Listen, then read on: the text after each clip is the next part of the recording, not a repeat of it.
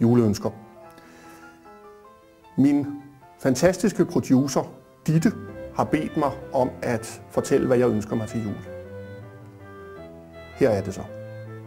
Jeg ønsker mig mere kompleksitet i IT-systemerne. Det gør jeg, fordi det medfører flere problemer. Det medfører mere arbejde for mig og mine folk. Det medfører, at jeg tjener flere penge. Penge er ensbetydende med magt, og magt er ensbetydende med sex. Så jeg ønsker mig mere komplekse IT-systemer i julegave. Gerne indpakket som en forenkling for at få det igennem hos budgetfonden. Hvordan kan vi så sikre, at forskellige helt uafhængige konsulentbureauer og analyseinstitutter og lignende, de giver mig det, jeg ønsker mig? Jo, vi gør det ved hjælp af det, der hedder FUT i fagsproget, og det er ikke det, der i militæret står for fysisk uddannelse og træning. I IT-branchen bruger vi ikke så meget fysisk uddannelse og træning. Nej, det står for frygt, usikkerhed og tvivl.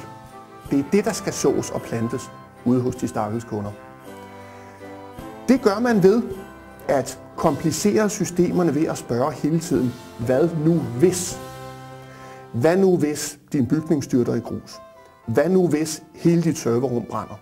Hvad nu hvis?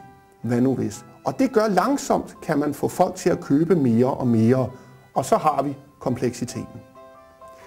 Endvidere kan man få folk til at købe alt muligt, de ikke har brug for, og komplicere tingene voldsomt ved hjælp af processer og procedurer. Hvis man skal følge processer og procedurer, hvis man skal beskrive, hvordan man skal gøre ting, og hvis man skal have styr på hele sit liv og sine ting osv., vil du ikke gerne have styr på processerne, så det ikke gentager sig. Og alle de der ting, så kører det. Så tager det meget længere tid, flere mennesker bliver involveret, det bliver meget mere kompliceret, og så kører den igen. Det har virket hidtil. Jeg håber, at det fortsætter. Må det aldrig nogensinde gå ude i de enkelte IT-installationer, som det er gået hos Google. De simplificerer bare ting hele tiden med det resultat, at det kører hele tiden, og at de selv kan vedligeholde det. Det synes jeg er en meget trist udvikling. Glædelig jul.